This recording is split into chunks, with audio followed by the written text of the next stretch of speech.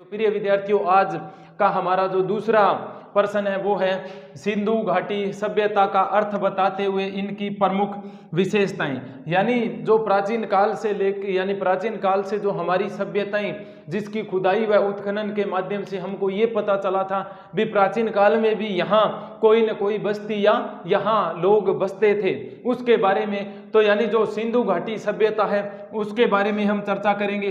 तथा सिंधु घाटी सभ्यता के अंतर्गत वो ऐसी कौन सी चीजें मिली थी जिसके बारे में हमको ये पता चलता है भी प्राचीन काल में जो सिंधु नदी थी उसके आसपास में जो जन या जो लोग रहते थे उसके जो लोग रहते थे वो कैसे किन किन माध्यमों से अपना जीवन निर्वाह करते थे।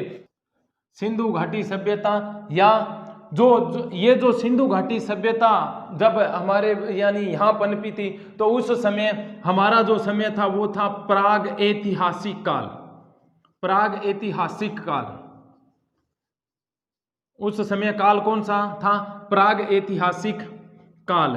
तो प्रिय विद्यार्थियों, ये सर्वप्रथम हम इस विषय के अंतर्गत ये समझते हैं भी ये सभ्यता क्या होती है, भी सभ्यता किसको कहते हैं, ये शब्द आया कहाँ से और क्या इसका भावार्थ है। तो प्रिय विद्यार्थियों, अगर हम सभ्यता का अर्थ समझते हैं तो हम पहले ये समझते हैं भी आज वर्तमान समय में मान लीजिए भी हम जीवित है, इस जो हमारा भूमंडल है उस पर हम विचरण कर रहे हैं। एक समय ऐसी मान लीजिए आकस्मिक कोई ऐसी घटना होती है, उस घटना के माध्यम से हमारी जो ये धरती है उसके ऊपर भयंकर उथल पुथल हो जाती है। तो ऐसे ही हम कह सकते हैं भी जो सिंधु एक क्षेत्र था वहां भी आज से लगभग हजारों 5000 6000 साल पहले ऐसी कोई जनता थी जो वहां बसाव करती थी और ऐसी जनता थी जो वहां पर बसने के कारण और जब ये धरती का जो धरती का जो विचलन हुआ उस विचलन के माध्यम से जो वहां का क्षेत्र था वो गर्त के अंदर चला गया था। तो वहां जब अनेक विद्वानों ने मिलकर जब वहां खुदाई की तो उस खुदाई के अंदर अनेक प्रकार के जो तत्व मिले थे। उन्हीं तत्वों के आधार पर अलग अलग विद्वानों ने ये कहा था भी जिस नदियों के पास में जो क्षेत्र मिला था उसी क्षेत्रों के आधार पर वहां की सभ्यताओं को नाम दिया गया था। तो प्रिय विद्यार्थियों, सभ्यता का जो अर्थ है हम समझ सकते हैं भी आज का हमारा समय मान लीजिए भी अब जो समय है हम मान लीजिए भी दब गए, हम भूमि के अंदर दब गए और जब आने वाली जो हमारी पीढ़ियां या जो आने वाले जो परिवार आएंगे या आने वाला जो देश आएगा वो इस भूमि के नीचे जब कोई अपने खुदाई के माध्यम से जब हमको निकालेंगे तो उस निकालने के माध्यम से जो काल जो हमारे अवशेष निकलेंगे उसी अवशेष के आधार पर वो उन चीज का नाम दे देंगे। प्राचीन काल जो समय है उसी के अंदर ये जो सिंधु क्षेत्र था, क्या ये जो सिंधु क्षेत्र था और जब जो हमारे भारत के ये जो ऊपर का जो भारत का क्षेत्र है यहां से एक सिंधु नदी बहती है। क्या बहती है? सिंधु नदी बहती है। और इस सिंधु नदी के आसपास में जो भी क्षेत्रों की खुदाई की गई या इनकी जो अनेक प्रकार की जो सहायक नदियां थी उसके आसपास में जो खुदाई की गई थी सभ्यता थी, इस सभ्यता को कहा जाता था सिंधु घाटी सभ्यता या सैंधवकालीन सभ्यता। घाटी सभ्यता से हम कह सकते हैं भी ये हमारा क्या है? भारत है। ये हमारा क्या है? एक भारत है जिसको हम कह सकते हैं भी वर्तमान स्वरूप का जो हमारा भारत है। तो अब देखो, सर्वप्रथम सन 1826 के अंदर, क्या सन 1826 के अंदर एक अंग्रेज अधिकारी था जिनका नाम था चार्ल्स मेसन। नाम क्या था? Charles mason. ये जो चार्ल्स मेसन था इन्होंने सर्वप्रथम ये जो क्षेत्र था सिंधु घाटी, ये जो क्षेत्र था सिंधु घाटी, इस सिंधु घाटी क्षेत्र में एक टीला खोजा था। क्या खोजा था? सर्वप्रथम एक टीला खोजा था। और सर्वप्रथम सिंधु घाटी सभ्यता की पहचान करने वाला व्यक्ति भी कौन था? Charles mason. जो इसके आसपास में एक जगह है हड़प्पा, एक जगह का नाम क्या है? हड़प्पा। इसी हड़प्पा क्षेत्र में सर्वप्रथम भारत के अंदर जो खुदाई का कार्य किया गया था। तो जब भारत के अंदर ये हड़प्पा क्षेत्र था इसकी जब खुदाई की गई थी उसके बाद में जब जो सिंधु घाटी सभ्यता के जो क्षेत्र मिलने प्रारंभ किए वो तो इतनी अधिक मात्रा में मिले कि उसके बाद में तो आज तक भी सिंधु घाटी सभ्यता की जो खुदाई की जा रही है या सिंधु घाटी सभ्यता के जो क्षेत्र थे उन क्षेत्रों के अंतर्गत अलग अलग जगह पर खुदाई की जा रही है और अलग अलग जगह उस काल के हमें क्या है? साक्ष्य मिल रहे हैं। तो भारत के जो उत्तरी पश्चिमी क्षेत्र है यहां से एक नदी बहती है जिसका नाम है सिंधु। जिसका नाम क्या है, सिंधु नदी। और इस सिंधु नदी के आसपास में एक इसकी सहायक नदी है जिसको बोलते हैं हम रावी। इसकी एक सहायक नदी है जिसको हम क्या बोलते हैं, रावी। तो अब देखते हैं भी जो उत्तर से दक्षिण, पूर्व से पश्चिम तक जो सिंधु सभ्यता का क्षेत्र था वो कितना का था। तो यहां जो उत्तर के अंदर एक जगह है जिसका नाम है मांडा, एक जगह है जिसका नाम क्या है भी, ये कह सकते हैं भी उत्तर के अंदर अंतिम क्षेत्र कौन सा था सिंधु सभ्यता का, तो वो था मांडा। और मांडा जो चिनाब नदी के निकट था और कहां है, जम्मू एंड कश्मीर। ये पूर्व की बात करते हैं तो यहां एक क्षेत्र है आलमगीर,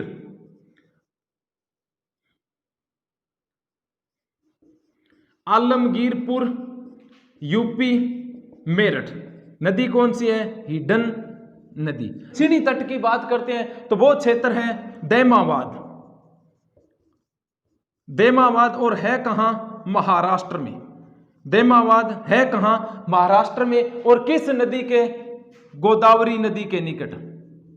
किस नदी के निकट, गोदावरी नदी के निकट। और जो पश्चिमी क्षेत्र है, यहां जब खुदाई की गई तो पश्चिमी क्षेत्र के अंतर्गत जो क्षेत्र मिला था वो था सुतका गेंटकोर, सुतका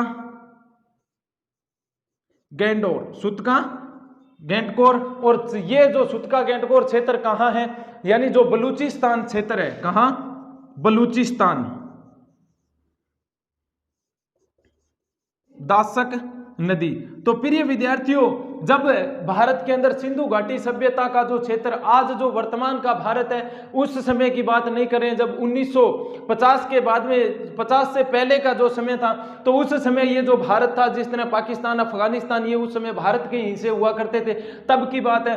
तो जो उत्तर के अंदर यहां से हम चलते हैं तो उत्तर के अंदर एक जगह है मांडा, उसके बाद में जो दूसरा क्षेत्र मिला वो आलमगीर। यहां दक्षिण के अंदर जो अंतिम क्षेत्र है वो है दाइमाबाद, महाराष्ट्र के अंदर। और बाद में तो ये कह सकते हैं भी जो सिंधु घाटी सभ्यता का जो क्षेत्र था इसकी आकृति क्या थी, त्रिभुजाकार।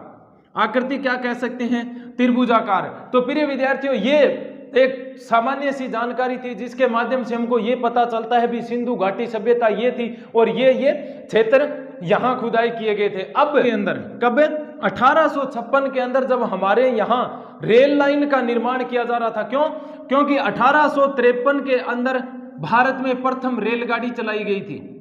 चार्ल्स मेसन था, ये कह सकते हैं भी उस समय जो हमारा पुरातत्व विभाग था उसका अध्यक्ष नियुक्त किया गया था। 1856 के अंदर एक व्यक्ति आता है जिसका नाम चार्ल्स जॉन मार्शल था। उस व्यक्ति का नाम क्या था, जॉन मार्शल। और इस जॉन मार्शल के नेतृत्व में सन 1921-22 के अंदर एक व्यक्ति था जिसका नाम था दयाराम साहनी। दयाराम साहनी के नेतृत्व में प्रथम बार भारत के अंदर खुदाई की गई थी या उत्खनन का कार्य किया गया था। और इसी उत्खनन का जो कार्य क्षेत्र किया गया था वो कौन सा था, हड़प्पा। किस क्षेत्र में खुदाई की गई थी, सर्वप्रथम हड़प्पा क्षेत्र में खुदाई की गई थी। तो प्रिय विद्यार्थियों, इस हड़प्पा क्षेत्र में खुदाई की गई थी, इसी कारण जो सिंधु घाटी सभ्यता है इसको हड़प्पा सभ्यता भी कहा जाता है। जितने भी जो साक्ष्य मिले हैं वो साक्ष्य क्या है, कांस्य के हैं। कितने, क्या है, कांस्य है। इस कारण इस सभ्यता को क्या कहा जाता है, कांस्य युगीन सभ्यता भी कहा जाता है। और जो चार्ल्स मेसन द्वारा एक टीले की जो खुदाई की गई थी और वहां जब ये जो रेल लाइन का निर्माण किया जा रहा था उसके अंदर जो वहां एक टीले की खुदाई की गई तो वहां ईंटें निकली थी। क्या निकली थी, ईंटें निकली थी। इस कारण इस सभ्यता को क्या कहते हैं, नगरीय सभ्यता भी कहा जाता है। नगरीय सभ्यता भी कहा जाता है। किस सभ्यता को, सिंधु घाटी सभ्यता को प्रिय विद्यार्थियों नगरीय सभ्यता, हड़प्पा सभ्यता भी कहा जाता है। और उसके बाद में कहा हड़प्पा सभ्यता, कांस्य युगीन सभ्यता या नगरीय सभ्यता। सिंधु घाटी सभ्यता थी, उस सिंधु घाटी सभ्यता का विद्वानों ने काल क्या निर्धारित किया है, यानी वो किस समय की थी। तो इस समय के अंतर्गत एक इतिहासकार है डॉक्टर राधाकृष्णन, इतिहासकार है डॉक्टर राधाकृष्णन। इन्होंने सिंधु घाटी सभ्यता का समय क्या बताया है, 3500 ईसा पूर्व से लेकर 2200 ईसा पूर्व तक। यानी 3500 ईस्वी सन नहीं है, ईसा पूर्व से लेकर 2200 ईसा पूर्व तक। ये समय किसने बताया? डॉक्टर राधाकृष्णन ने। फिर उसके बाद में जो दूसरा इतिहासकार है उसका नाम है मोर्टिमर व्हीलर। ये अपने हिसाब से समय क्या बताता है? 2500 ईसा पूर्व से लेकर 1500 ईसा पूर्व। भी इन्होंने ये माना है भी हो सकता है 3500 ईसा पूर्व से 2200 ईसा पूर्व तक पनपी हो सिंधु घाटी सभ्यता। और जो व्हीलर है ये कहता है भी 2500 से लेकर 1500 ईसा पूर्व के मध्य ये जो पनपी है सभ्यता। फिर उसके बाद में एक डॉक्टर है फबरी, एक इतिहासकार और है, उसका नाम क्या है? फबरी। ये मानता है भी 2800 से लेकर 2500 ईसा पूर्व इस सभ्यता का जो यानी समय है वो एक अनुमान के आधार पर ये हो सकता है। लेकिन प्रिय विद्यार्थियों, सर्वाधिक जो मान्य मत है, सर्वाधिक मान्य जो मत है वो है C14 पद्धति। यानी सी का मतलब क्या है? कार्बन 14 पद्धति। तो इस कार्बन 14 पद्धति के हिसाब से जो यानी सिंधु घाटी सभ्यता है उसका समय क्या रखा गया है? 2350 से लेकर 1750 ईसा पूर्व। कब जो सर्वाधिक? तो अब देखो इस जो सी कार्बन 14 पद्धति के आधार पर कैसे अनुमान लगाया जाता है इसकी थोड़ी सी चर्चा करते हैं। जब एक व्यक्ति जीवित होता है, क्या होता है? जब एक व्यक्ति जीवित होता है तो उसकी हड्डियों के अंदर कितने कार्बन होते हैं? 14 कार्बन होते हैं। कितने? 14 कार्बन होते हैं। कब? जब एक व्यक्ति जीवित होता है।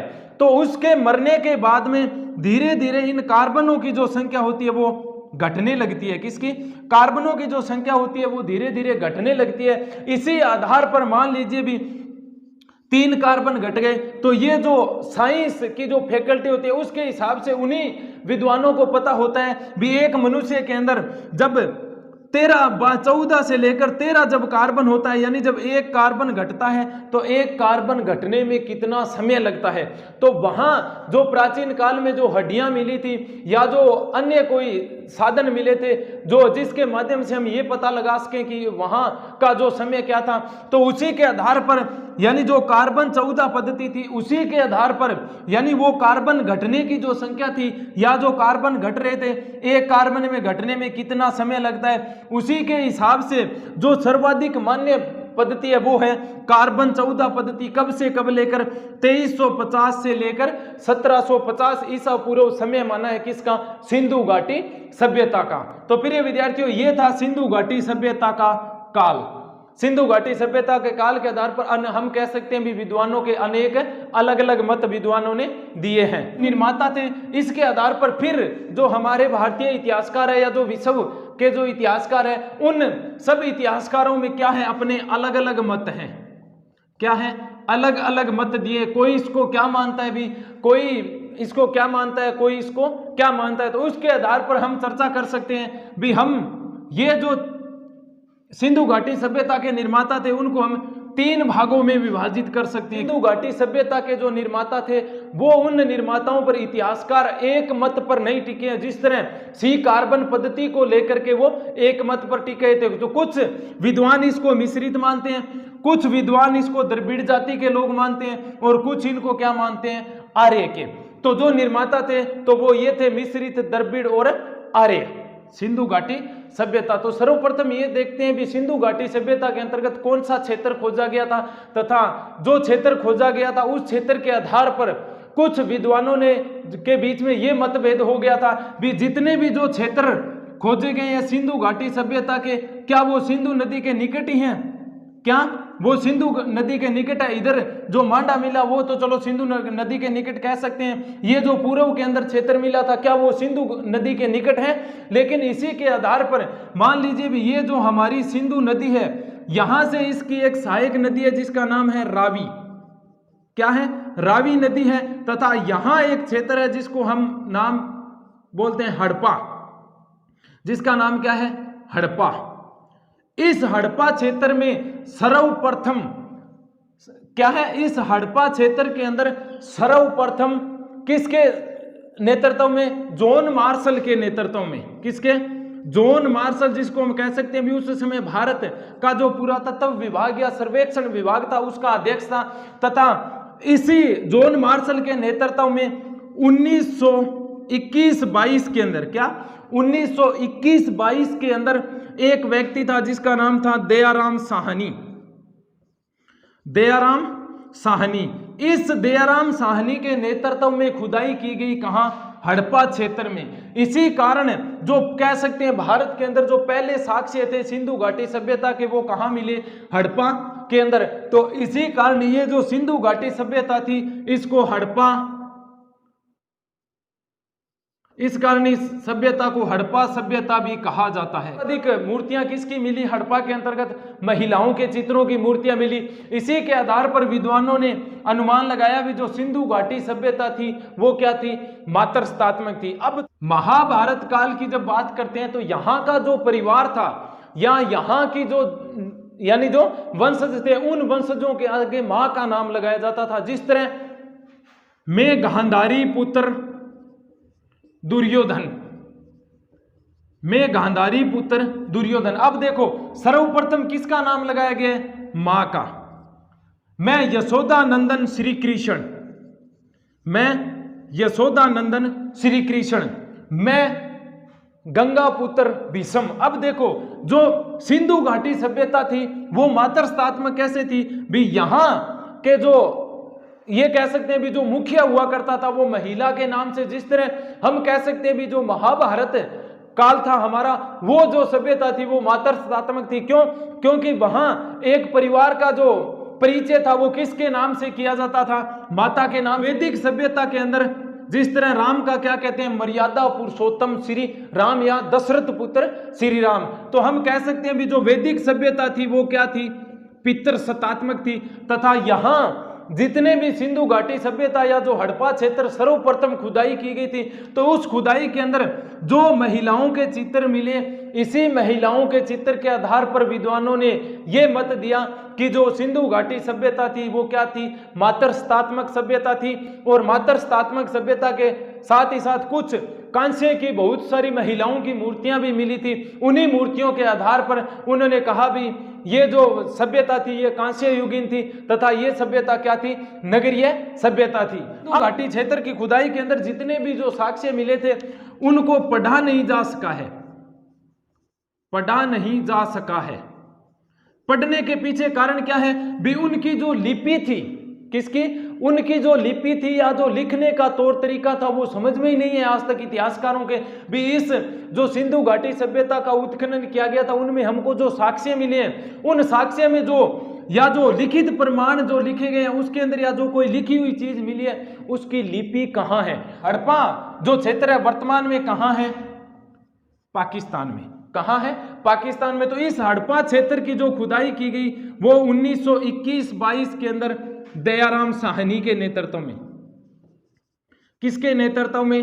दयाराम साहनी के नेतृत्व में की गई थी। और ये जो हड़प्पा क्षेत्र है ये जो पाकिस्तान का मोंटगोमरी जगह है, एक मोंटगोमरी जगह का नाम क्या है? मोंटगोमरी के अंदर। और नदी कौन सी है? रावी नदी के तट पर पनपी थी कौन सी सभ्यता? हड़प्पा सभ्यता। बायां तट था, उस बाएं तट के ऊपर जब खुदाई की गई थी और उस खुदाई के अंदर जो साक्ष्य मिले थे उसी के आधार पर जो सिंधु घाटी सभ्यता है उसको कहा जाता है हड़प्पा सभ्यता। क्योंकि सर्वप्रथम जो क्षेत्र खोदा गया था वो कौन सा था? हड़प्पा था। अब साक्ष्य के अंदर जो लिखित परिणाम मिले थे उसकी लिपि क्या थी? लिपि क्या थी? आज तक इस लिपि को कोई भी पढ़ नहीं पाया। क्यों? क्योंकि ये जो लिपि थी इसको लिखने का तरीका ये था। क्या था? लिखने का जो तरीका था ये था। कैसे? हम जब वर्तमान समय में अब कहीं पर भी लिखते हैं जो देवनागरी लिपि के अंदर वो बाएं से दाईं ओर लिखी जाती है। कहां? बाएं से दाईं ओर लिखी जाती है। लेकिन जो सिंधु घाटी सभ्यता थी वो दाएं से बाईं ओर, दाएं से बाईं ओर। कैसे? जो सिंधु घाटी सभ्यता के लोग लिखते थे वो यहां से शुरू करते थे।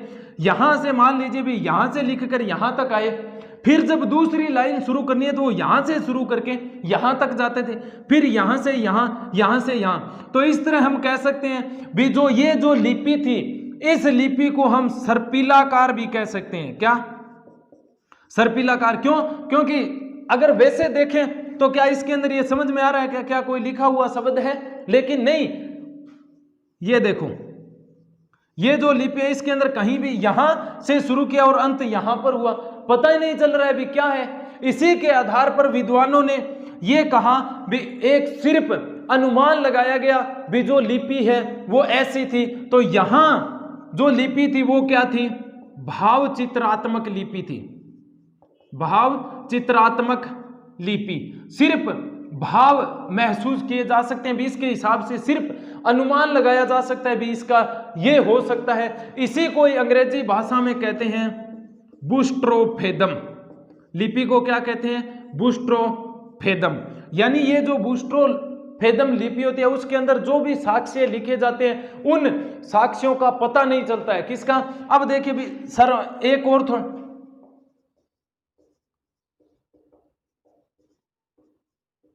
अब जब ये जिसको आजकल हम कहते हैं इमोजी, इमोजी जिस तरह आज जो व्हाट्सएप का जमाना है उसके हिसाब से इमोजी अलग अलग तरीके के भाव दर्शाए जाते हैं, उसी तरह ये जो चित्र मिले थे उनको वैज्ञानिकों ने और जो इतिहासकार थे उनके हिसाब से सिर्फ इन चित्रों के माध्यम से क्या प्रदर्शित किए गए हैं? भाव प्रदर्शित किए गए हैं। इस कारण जो हड़प्पा सभ्यता की जो लिपि थी वो क्या थी? भाव चित्रात्मक लिपि थी। यानी सिर्फ भाव दर्शाए गए थे, किसके माध्यम से? चित्रों के माध्यम से। जो 21-22 का समय था ये कह सकते हैं भी भारतीय इतिहास के अंदर एक युगांतकारी घटना थी। क्यों? क्योंकि पहला जो साक्ष्य मिला है किसका? सिंधु घाटी सभ्यता का। किस क्षेत्र के रूप में? हड़प्पा सभ्यता के क्षेत्र के रूप में। फिर 1922 के अंदर, किस 1922 के अंदर राखलदास बनर्जी द्वारा, राखलदास बनर्जी के नेतृत्व में एक स्थल और खोजा गया जिसका नाम क्या था? मोहनजोदड़ो। उस स्थल का नाम क्या था? मोहनजोदड़ो। और वर्तमान में मोहनजोदड़ो भी कहां है?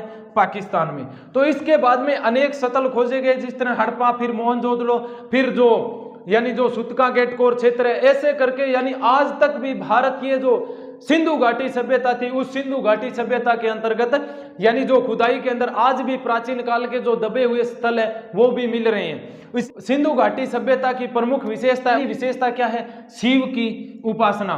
तो प्रिय विद्यार्थियों, जब सिंधु घाटी सभ्यता की खुदाई की गई थी तो उस खुदाई के अंदर एक मोहर मिली थी। क्या? एक मोहर या एक मुद्रा मिली है। क्या? मोहर या मुद्रा मिली है, कह सकते हैं भी एक सिक्का मिला है। उस जो सिक्का मिला है उस सिक्के के ऊपर एक देवता की मूर्ति उत्कीर्ण है। यानी ये जो सिक्का मिला है इसके ऊपर मूर्ति किसकी है? एक देवता की मूर्ति है। किसकी?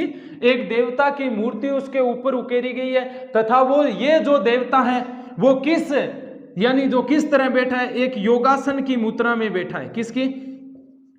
योगासन की मुद्रा में बैठा है। यानी जो मूर्ति है उसके ऊपर जो चित्र दर्शाया गया है उस चित्र के ऊपर जो एक व्यक्ति बैठा है या जो देवता बैठा है उसकी जो बैठने का तरीका है वो क्या है? योगासन। यानी वो एक योग मुद्रा के अंदर बैठा है। तथा इसी योग मुद्रा के आधार पर ये कह सकते हैं भी जो मूर्ति मिली है उस मूर्ति के 3 मुख हैं। कितने मुख हैं? 3 मुख हैं। तथा उस मूर्ति के ऊपर 2 क्या हैं? सींग दिखाई दे रहे हैं। क्या? 3 मुख दिखाई दे रहे हैं और सींग दिखाई दे रहे हैं। तथा इन्हीं जो सींग दिखाई दे रहे हैं उन्हीं सींगों से लेकर के ये जो मोहर है उसके ऊपर जो चित्र है वो इस तरह दिखाई दे रहा है, त्रिशूल की आकृति का। किसकी आकृति का? त्रिशूल की आकृति का दिखाई दे रहा है जो चित्र है। इस चित्र के आधार पर विद्वानों ने यह अनुमान लगाया है भी ये जो मूर्ति है जिसके 3 सिर है 2 सींग है तथा जो तीनों सींग जो 2 सींग दिखाई दे रहे हैं वो किसके? त्रिशूल की आकृति में है। तो हो सकता है वो उस समय का कोई देवता हो। तो अब जब ये योगासन की मुद्रा के अंदर मान लीजिए भी यहां पर ये एक व्यक्ति योगासन की मुद्रा में बैठा है। किसके? योगासन की मुद्रा में बैठा है। और इस योगासन की मुद्रा का जो नीचे का क्षेत्र है, यहां क्या क्षेत्र है? यहां हिरणों के जोड़ों का चित्र है। किसके? हिरणों के जोड़ों का चित्र है। किसका? 2 हिरण है और 2 हिरणों का जोड़ा है उसका एक चित्र मिला है। अब जो ये मूर्ति है इसका जो दायां भाग है कौन सा? दायां। और ये कौन सा भाग हो गया? बायां भाग। ये जो दायां भाग है इस दाईं ओर एक हाथी वह दूसरा चित्र किसका है? बाघ का। दाईं ओर तो किसका चित्र है? हाथी और बाघ का। और जो दाईं ओर चित्र है उसके ऊपर दो जो चित्र मिले वो किसके हैं? एक चित्र तो है गेंडा का और दूसरा चित्र है एक भैंसा का। तो प्रिय विद्यार्थियों अब देखो, मान लीजिए भी ये एक चित्र मिला है, योगासन की मुद्रा में एक व्यक्ति की मूर्ति मिली है, उस मूर्ति के ऊपर 3 सींग है जो किसकी आकृति के है? त्रिशूल की आकृति के है, तथा जो व्यक्ति योगासन की मुद्रा में बैठा है, योग करने की मुद्रा में बैठा है, उसके बाईं ओर तो किसके चित्र है? गेंडा और भैंसा, 2 पशु है। उसके दाईं ओर क्या है? एक हाथी है तथा एक क्या है? बाघ है। यानी कह सकते हैं भी एक बाघ का चित्र है, तथा जो नीचे का क्षेत्र है उसके नीचे के क्षेत्र में एक हिरणों का जोड़ा बैठा है। तो इन जो चित्र मिला उसी चित्रों के आधार पर इतिहासकारों ने यह अनुमान लगाया है भी ये जो योगासन मुद्रा में व्यक्ति बैठा है, क्या योगासन मुद्रा के अंदर जो व्यक्ति बैठा है ये हो सकता है पशुपतिनाथ की मूर्ति हो। किसकी? पशुपतिनाथ की मूर्ति। किसकी मूर्ति? पशुपतिनाथ की मूर्ति हो। तो ये कह सकते हैं भी जो सिंधु घाटी सभ्यता के अंदर इस खुदाई के अंदर जो चीज मिली थी या जो साक्ष्य मिले थे, उन साक्ष्यों के आधार पर हम कह सकते हैं भी जो सिंधु घाटी सभ्यता थी उसके अंदर परम पुरुष की पूजा की जाती थी। किसकी?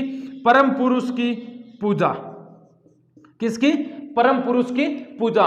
तो प्रिय विद्यार्थियों, सिंधु घाटी सभ्यता की जो पहली विशेषता थी वो क्या है? शिव की उपासना। वो क्या है? मात्रेय देवी की उपासना। सिंधु घाटी सभ्यता की खुदाई की गई थी, तो उस खुदाई के अंदर अनेक क्या है? अनेक महिलाओं की मूर्तियां मिली हैं।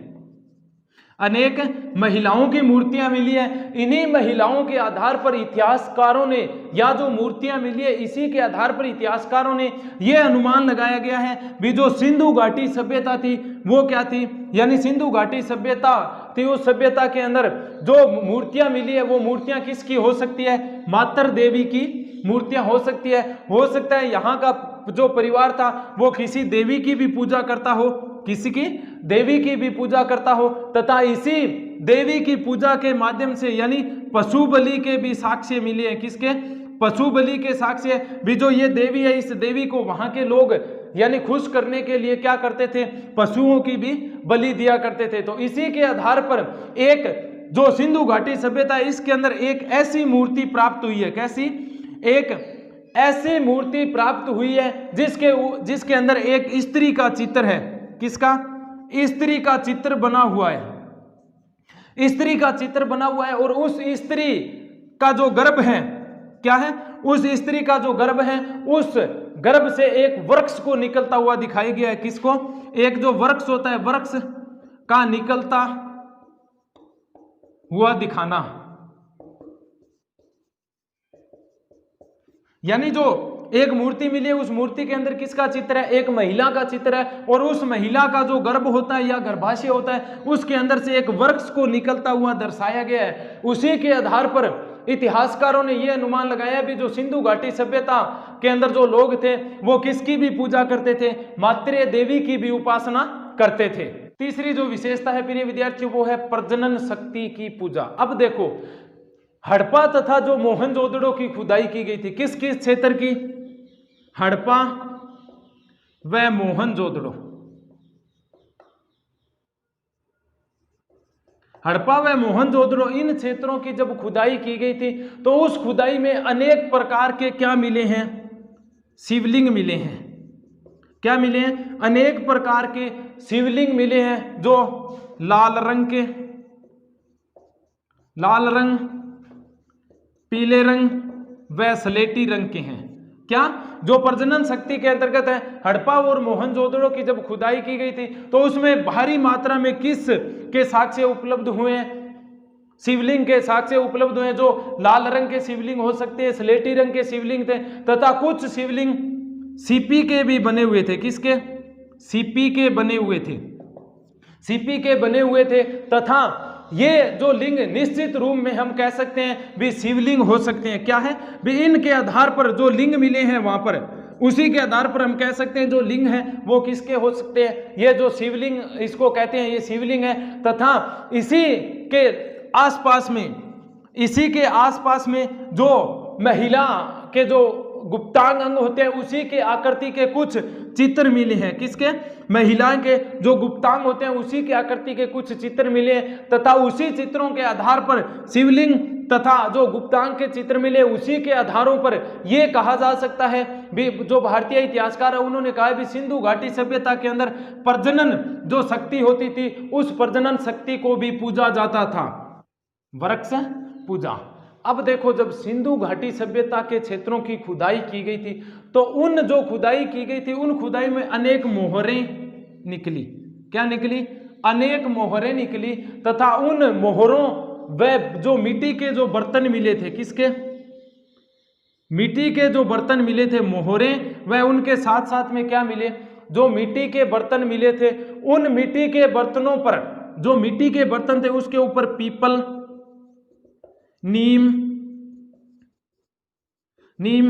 बबूल, यानी कौन कौन से जो वृक्ष थे उनके चित्र मिले हैं? पीपल, नीम, बबूल आदि वृक्षों के जो चित्र अंकित किए गए थे। किन के ऊपर? मोहरों में मिट्टी के बर्तनों के ऊपर जो चित्र अंकित किए गए थे उसी आधार पर इतिहासकारों ने यह भी अनुमान लगाया भी जो सिंधु घाटी के अंदर ये जो मोहरें मिली थी मिट्टी बर्तन की और उसके ऊपर जो पीतल, नीम और बबूल के जो वृक्ष के चित्र थे, इसके आधार पर उन्होंने अनुमान लगाया भी सिंधु घाटी सभ्यता के लोग वृक्षों की भी क्या करते थे? पूजा करते थे। नंबर जो विशेषता है सिंधु घाटी सभ्यता की वो है पशु पूजा। क्या है? पशु पूजा। अब प्रिय विद्यार्थियों जब सिंधु घाटी सभ्यता के अंदर खुदाई की गई थी और उस खुदाई के अंदर क्या प्राप्त हुई थी? मोहरें व मिट्टी के अनेक बर्तन प्राप्त हुए थे तथा जो अनेक प्रकार के बर्तन प्राप्त हुए थे उन बर्तनों के अंदर और खुदाई के अंदर जो मोहर मिली थी उन मोहरों के ऊपर पशुओं के भी साक्ष्य मिले। किसके? पशुओं के भी साक्ष्य मिले हैं। उन पशुओं के जो साक्ष्य थे उन पशुओं के साक्ष्यों के अंदर किस किस के चित्र मिले थे? बैल व भैंसों के चित्र मिले थे। किसके? बैल व भैंसों के चित्र मिले थे। इन मोहरों के ऊपर जो उकेरे गए चित्र थे उन चित्रों के आधार पर हमारे जो विद्वान थे या इतिहासकार थे उन लोगों ने एक अनुमान लगाया भी यहाँ के जो लोग थे वो पशु पूजा भी किया करते थे और पशु बैल तथा जो भैंस थी इन भैंसों के जो चित्र मिले थे उसके आधार पर उन लोगों का पशु पूजा में भी क्या था? विश्वास था। विशेषता नंबर 6 क्या है प्रिय विद्यार्थियों? नाग पूजा। अब देखो जब मोहरों की यानी यहां जब खुदाई की गई यानी सिंधु घाटी सभ्यता के सतलों की जब खुदाई की गई थी उस खुदाई के अंतर्गत जो मोहरें या जो सिक्के मिले थे, मोहरे या सिक्के मिले थे उनमें से अधिकांश सिक्कों में से कुछ ऐसे सिक्के थे जिनके ऊपर जो चित्र बनाया गया था, क्या? जो चित्र उकेरा गया था उस चित्र के अंदर एक ऐसे व्यक्ति का चित्र है जो किसकी पूजा कर रहा है? नाग देवता की पूजा कर रहा है। किसकी? नाग देवता की पूजा कर रहा है। इसके आधार पर इतिहासकारों ने यह अनुमान लगाया भी सिंधु घाटी सभ्यता के लोग नागों की भी क्या करते थे? पूजा करते थे। अग्नि पूजा। अब देखो इतनी सारी हमने जो साक्ष्य पढ़े उसके बाद में जो अगला साक्ष्य है वो अग्नि पूजा। इन्हीं जो सिंधु घाटी सभ्यता थी, सिंधु घाटी सभ्यता के अंदर एक ऐसी मोहर मिली है। क्या मिली है? एक ऐसी मोहर या सिक्का या मुद्रा मिली है जिसके ऊपर एक व्यक्ति बैठा है। क्या? एक व्यक्ति बैठा है और सामने अपने सामने अग्नि जला करके और उसकी पूजा कर रहा है। क्या जला करके? अपने सामने अग्नि जला करके पूजा कर रहा है। इसी के आधार पर फिर इतिहासकारों ने अनुमान लगाया भी सिंधु घाटी सभ्यता के लोग किसकी भी पूजा करते थे? अग्नि की भी पूजा किया करते थे। किसकी? अग्नि की भी पूजा किया करते थे। 8 नंबर जो विशेषता है वो है योगी व पुरोहित वर्ग। अब देखो सिंधु घाटी सभ्यता के अंदर जब मोहनजोदड़ो की खुदाई की गई, किसकी? मोहनजोदड़ो की। मोहनजोदड़ो की खुदाई की गई थी। उस खुदाई के अंदर एक योगी की मूर्ति मिली है। किसकी? एक योगी की मूर्ति मिली है। इस जो योगी की मूर्ति प्राप्त हुई है इसके आधार पर यह कहा था भी जो योगी व पुरोहित वर्ग था, किसका? योगी व जो मूर्ति मिलने के आधार पर यह कहा गया इतिहासकारों ने भी जो योगी व पुरोहित योगी व पुरोहित जो धर्म के कार्य करवाते थे, उन लोगों का भी, जो सिंधु घाटी सभ्यता के लोगों का जीवन था, उस जीवन के अंदर योगी व पुरोहित वर्ग का भी क्या था, महत्वपूर्ण स्थान था। जादू टोनों में विश्वास। तो प्रिय विद्यार्थियों, जब सिंधु घाटी सभ्यता के अंतर्गत अनेक स्थलों की खुदाई की जा रही थी, उस खुदाई के एक जगह ऐसी थी जहां क्या मिला था, ताबीज मिला है। क्या ताबीज मिला है। इस ताबीज मिलने के आधार पर इतिहासकारों ने यह अनुमान लगाया है भी जो सिंधु घाटी सभ्यता के लोग थे वो जादू व टोनों में विश्वास रखते थे, जादू व टोनों में विश्वास रखते थे। इस आधार पर इतिहासकारों ने यही अनुमान लगाया है भी जो सिंधु घाटी सभ्यता के लोग थे वो एक तो जादू करने में या उसके बाद में टोने, यानी जो जादू टोने होते हैं उसके ऊपर विश्वास करते थे। अंतिम जो विशेषता है वो क्या है, परलोक में विश्वास। तो प्रिय विद्यार्थियों, जो सिंधु घाटी सभ्यता के जो लोग थे, यानी क्या, सिंधु घाटी सभ्यता के लोग थे, वो सबसे ज्यादा विश्वास किसमें करते थे, परलोक में। किसके अंदर, परलोक में। क्यों? क्योंकि उनकी मान्यता थी भी मृत्यु, जब एक इंसान की मृत्यु हो जाती है तो उसकी जो आत्मा है, उसकी मान्यता के अनुसार जो लोग, यानी जो मृत्यु हो जाती है मनुष्य की या किसी औरत की, तो उसकी जो मृत्यु होने के बाद में क्या है, मृत्यु होने के बाद में जो उनकी आत्मा होती है वो आत्मा इस लोक को छोड़कर दूसरे लोक में चली जाती है, जिसको हम क्या कहते हैं, परलोक। सभ्यता के जो लोग थे वो जो अपने जो शव हुआ करते थे उस शवों को या तो दफनाते थे, या तो दफनाते थे या उसको जलाते थे। यानी दफनाने या जलाने के बाद में जो अस्थियां बचती थी उस अस्थियों के साथ में अनेक प्रकार के आभूषणों, अनेक प्रकार के आभूषणों का भी प्रयोग करते थे, या जो बचे हुए जो अवशेष थे उन अवशेषों को एक बर्तनों में बांध करके, और बर्तनों में बांध करके और साथ में किसको रखते थे, आभूषणों को, ताकि यानी जो सिंधुवासी के लोग थे उनका विश्वास था भी ये जो चीजें हमने रखी है, ये जब वो जो व्यक्ति अपने यहाँ से मृत्यु के बाद में जब परलोक दूसरे लोक की ओर जाएगा तो ये जो आभूषण है या जो बर्तन वगैरह हैं ये व्यक्ति उस व्यक्ति के रास्ते में काम आएंगे। ऐसी मान्यताएं थी। डॉक्टर सर जॉन मार्शल ने क्या कहा है सिंधु घाटी सभ्यता के बारे में, भी सिंधु का जो धर्म है उस धर्म के अंतर्गत कुछ बहुत सी ऐसी चीजें या बहुत सी ऐसी बातों के साक्ष्य मिलते हैं जो आज का जो वर्तमान युग है उस युग के अंदर मिलती जुलती है, या जो प्रागैतिहासिक काल के अंदर और जो ऐतिहासिक जो धर्म थे उन धर्मों और आज के धर्मों में बहुत सारी बातें एक दूसरे के साथ में मिलती जुलती है। धन्यवाद।